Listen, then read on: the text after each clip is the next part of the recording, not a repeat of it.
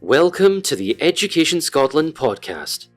In every episode, we are joined by teachers, professionals and experts to unpack some of the big questions and topics facing the education sector in Scotland. Stay informed with the latest on education in Scotland by subscribing to our podcast.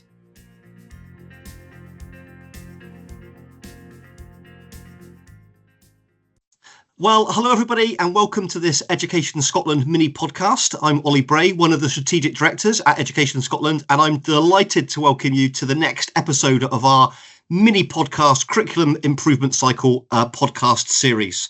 So each week between now and the summer break, I'm going to be joined by colleagues and guests to talk about some of the work we've been doing around cross-curricular expectations, or core competencies, as we sometimes call it, and think a little bit about how this work is linking into the overall work of the curriculum improvement cycle. And this week, I am absolutely delighted to be joined by somebody that I have known for a very, very long time, who is Julia Fenby, who is our Education Officer for Creativity here at Education Scotland. And Julia has been doing some fantastic work, not just on creativity, but a lot of other great work supporting the wide range of activity on the curriculum improvement cycle. So Julia, welcome.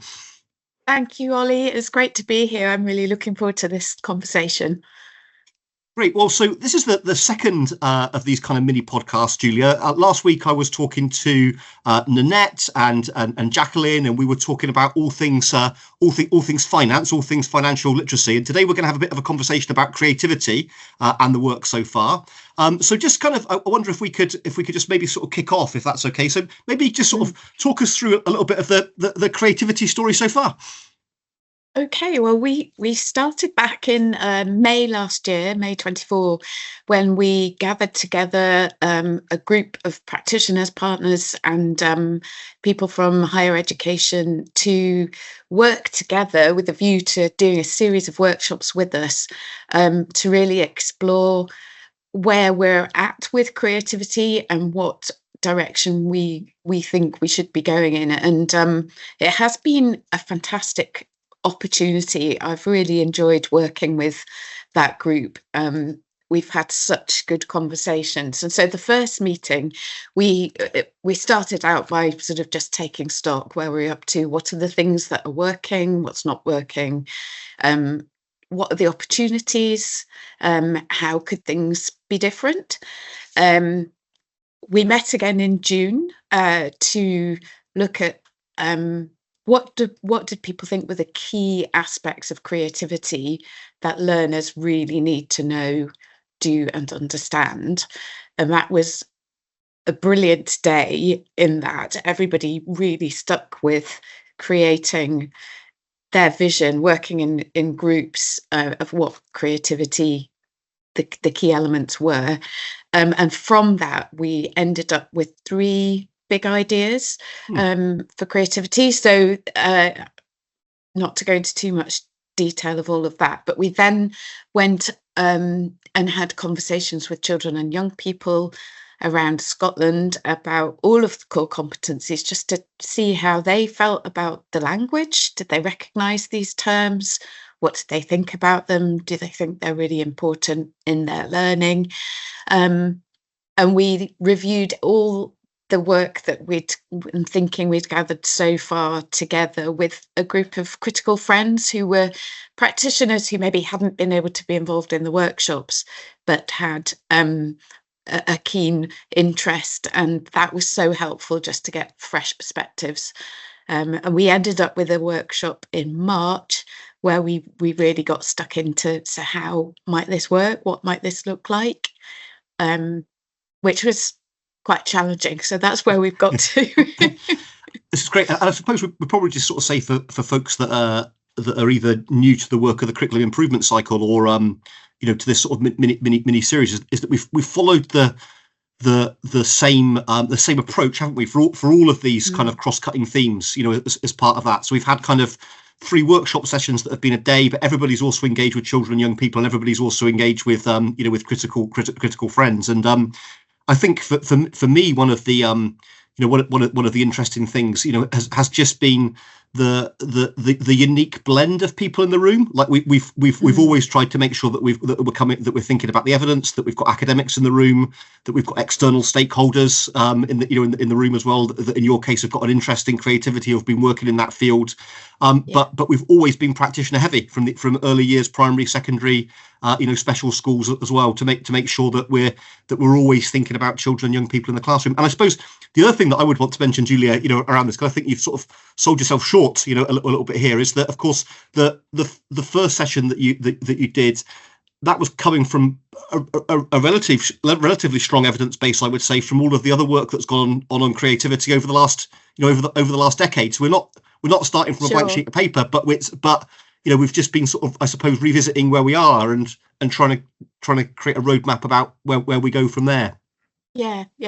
No, you have alluded to the fact that I've been working on this for a long time. We've been working together on this for a long time, and over the 10 plus years since the launch of the Creative Learning Plan, we've seen a huge growth in people's understanding about creativity and ability to talk about it. Yeah. It's been so helpful to have a definition for creativity, and also to clearly identify what creativity skills are, so that practitioners can all see and learners can all see that they relate to whatever subject they're working in. And things like using your curiosity and imagination and your problem solving abilities are really important right across the curriculum. 100%. Yeah. So what about the main themes coming out of this particular bit of work there? What was kind of reinforced from your sort of previous work, and what was new and maybe even surprised you? It has been really, really, really good. It feels very much that we've been building on where we've got to, which is this sense of increased confidence, as I was saying, about creativity and ability to talk about it with learners. One great moment for me was we kind of reinforced some of the definitions we are very familiar with, as I just mentioned about the creativity skills. We've always talked about the fact that creativity and confidence go closely together, and one important sort of moment in this journey was identifying one of the big ideas as being agency. And we had the three big ideas, with agency and choice as being the last one.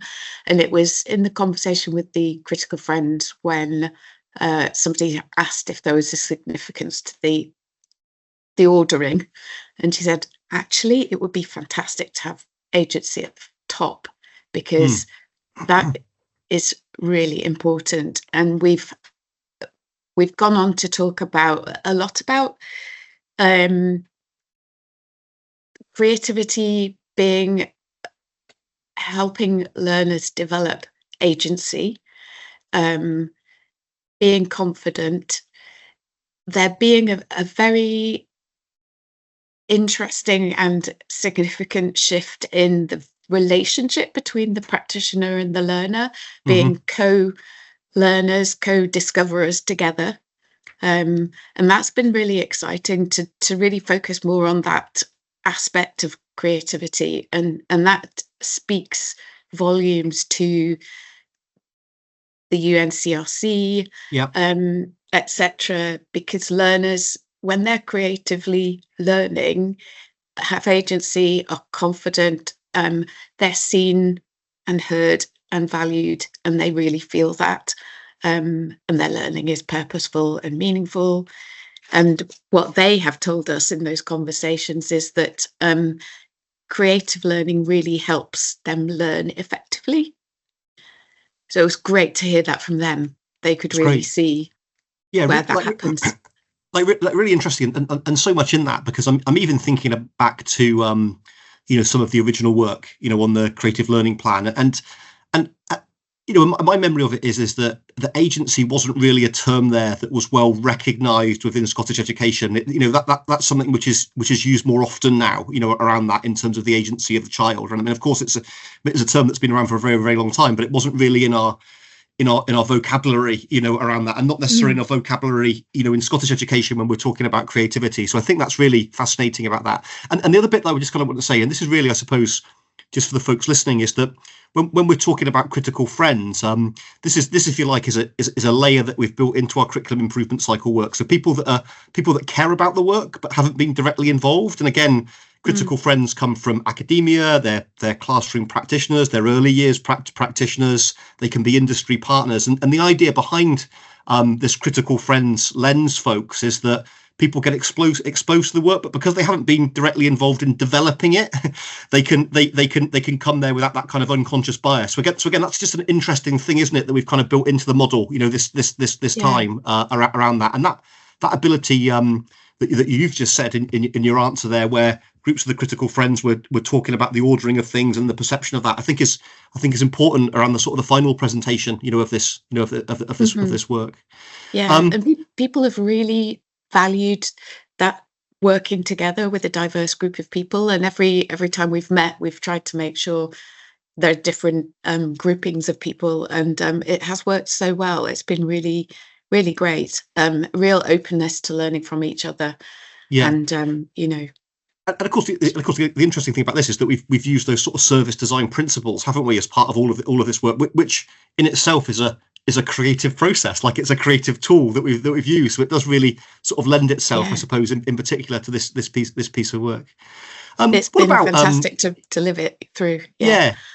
And we've been very positive so far around that. We would expect us to be sort of positive, about the work, but I'm imagining that work like this is not without its challenges, as well, for different things. What's been the most sort of tricky things that you've come across around that, or things that you've had to navigate?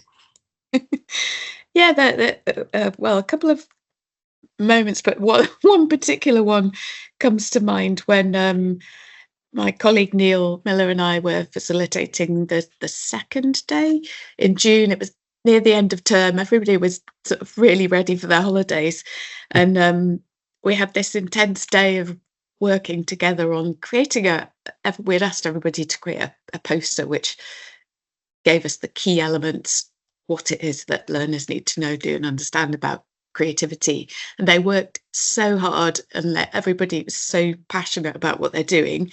And the idea was, at the end of the day, that Neil and I would synthesize what we saw, and we would end up, from this group of 40 people's work for the entire day, with 3 bullet point big ideas.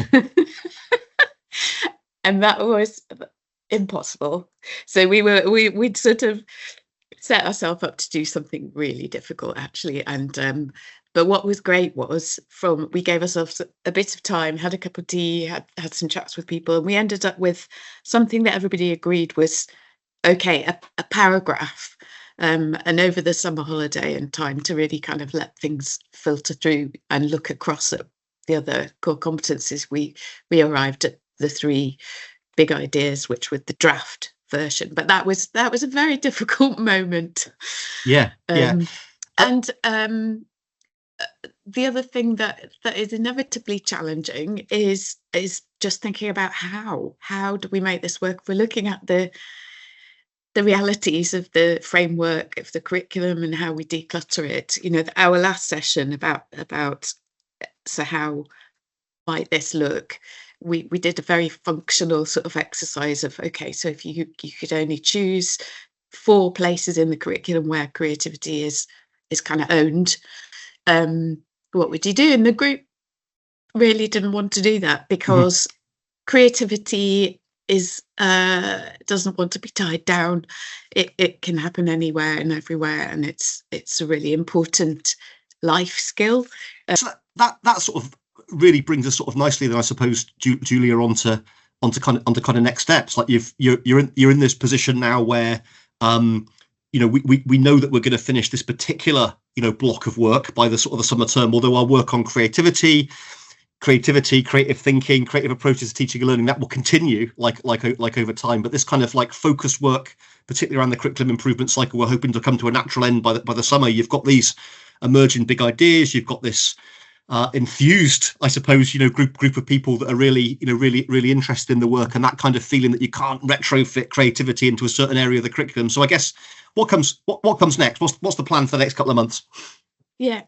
Well, it definitely feels good to be building on everything we've achieved so far, and this kind of confident place with, that I feel through all the people I'm working with about creativity, not least learners who told us how important creativity is to their learning and how it makes learning effective, and that they are able to identify right across the curriculum places and times when they are developing their creativity. So that's really heartening.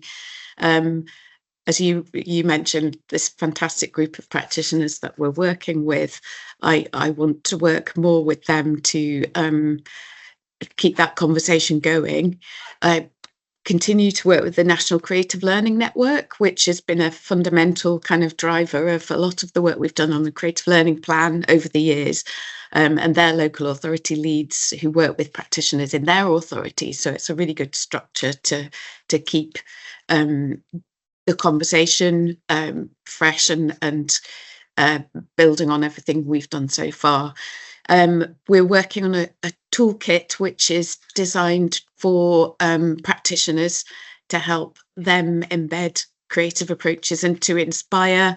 And for that, I'll be reaching out to practitioners and settings across Scotland for some examples of great creative practice. And that resource will be focusing on learning, teaching, assessment and leadership around creativity. So that's exciting, and that we hope will provide a fabulous resource to support the move into the refreshed curriculum. Great.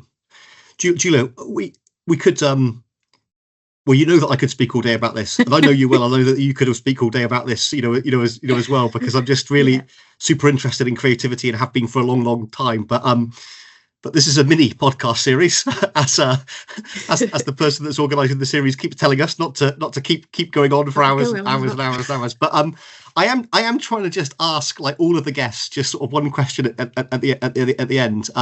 So the final question I'd like to ask you then is that we're doing all this work, but actually, what's that really going to mean for children and young people in Scotland? I'm excited about the difference it could make to their learning, that it's purposeful, meaningful and joyful. That's something they told us, that when they're learning creatively, it's fun and joyful, and that's a wonderful thing that we should all be working towards.